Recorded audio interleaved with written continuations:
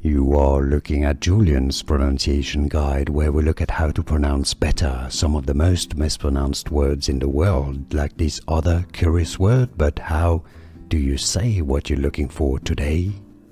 We are looking at how to pronounce this word and more confusing vocabulary. Stay tuned to the channel to learn more.